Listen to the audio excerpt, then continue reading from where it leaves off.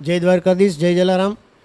આજરોજ અમે ઓખા લોહાણા મહાજનવાડી ખાતે આપણા દ્વારકા લોહાણા મહાજનના હિંડોચાભાઈ, ઈશ્વરભાઈ જાખરિયા, ગોકાણી સાહેબ, પ્રફુલભાઈ દાસાણી ખાસ અહીંયા એક નિમંત્રણ માટે આપ્યા છે. એનું વિશેષ આયોજનનું જે છે તેમાં શ્રી જેઠાલાલભાઈ ભગવાનજીભાઈ રાયઠઠ્ઠાના લગ્ન વર્ષને 50 વર્ષ પૂરા થઈ રહ્યા છે. અને આ પરિવાર છે ખૂબ એક સેવાભાવી પરિવાર છે, જ્ઞાતિપ્રેમી પરિવાર છે. તો એ લોકોને એક સરસ વિચાર આવ્યો કે આ 50મી લગ્ન વર્ષગાંઠ છે એ આપણે ઉજવીએ આપણા જ્ઞાતિજનો સાથે. એટલે એક ઊભી ધામનું આયોજન કરવામાં આવ્યું 7 માર્ચના રોજ, જેમાં સાંજના 7 વાગે આપણે પ્રસાદી બધા જ્ઞાતિજનો સાથે લેશે, જેમાં દ્વારકા, બારાડી, ભાટિયા, કલ્યાણપુર અને દ્વારકા તાલુકાના તમામ રઘુવંશી ભાઈઓ જોડાશે. અને આ જ દિવસે એ લોકોને એક સરસ વિચાર આવ્યો છે કે આપણે શ્રીનાથજીની ઝાંખી રાખીએ અને જે કોઈ તેમાં જે અનુદાન આવશે એને આપણે ગૌશાળામાં અર્પિત કરશું. તો આવા એક ધર્મપ્રેમી પરિવારની જ્યારે 50મી લગ્ન વર્ષગાંઠ ઉજવી રહ્યા હોય તો હું આપના માધ્યમથી આપણા સૌ દ્વારકા તાલુકાના રઘુવંશી ભાઈ બહેનોને તથા ભાટિયા કલ્યાણપુરના એટલે કે બારાડી વિસ્તારના સૌ રઘુવંશી ભાઈ બહેનો કહીએ કે આપણે સમયસર આપણે પ્રસાદ લેવા આવીએ અને આપણે જે શ્રીનાથજીનો ઝાંખીનો છે તેનો પણ લાભ લઈએ. જય દ્વારકાધીશ, જય જલારામ.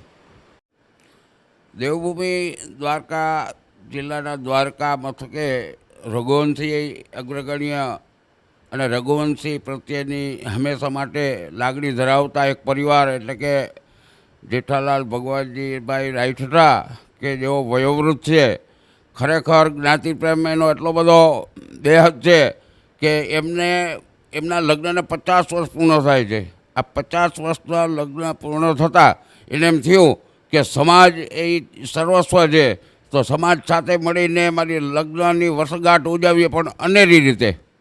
તો એને એવું મનમાં વિચાર્યું એના પરિવાર દ્વારા કે ભાઈ ઓખા મંડળ અને બારાડી વિસ્તારના સમગ્ર રઘુવંશીઓ સાથે મળીને જો ભોજન કરીએ, પ્રસાદ લઈએ, ભગવાનના ભજન કરીએ તો ખરેખર અનેરી રીતે મારો લગ્ન દિવસ ઉજવાશે. એવા હેતુથી સમગ્ર ઓખા મંડળ અને બારાડી વિસ્તારના રઘુવંશીઓ માટે ખરેખર એક સમૂહ ભોજનનું આયોજન કર્યું છે, જેને ધામ કહેવામાં આવે છે. આ ધામની પ્રસાદી લીધા બાદ ગાયોને પણ કેમ ભૂલાય એવી ભાવનાથી શ્રીનાથજીની ઝાંખીનો એક કાર્યક્રમનું આયોજન પણ કર્યું છે ધામની પ્રસાદી બાદ. અને એમાં જે કંઈ ઉપાર્જન થાય એ ગૌસેવાના લાભાર્થે વાપરવામાં આવે એવી એની ખેવના છે. તો ખરેખર આ રઘુવંશીઓએ આ બાબતને ખૂબ વધાવી અને આનું આયોજન તાબડતોબ કર્યું છે. આ આયોજન આવતી તારીખ 7/3/2025ના દિવસે છે. સાંજના 7 વાગ્યે પ્રસાદીનું આયોજન છે. પ્રસાદીનું કાર્ય પૂર્ણ થાય પછી શ્રીનાથજીની ઝાંખીનો કાર્યક્રમ છે.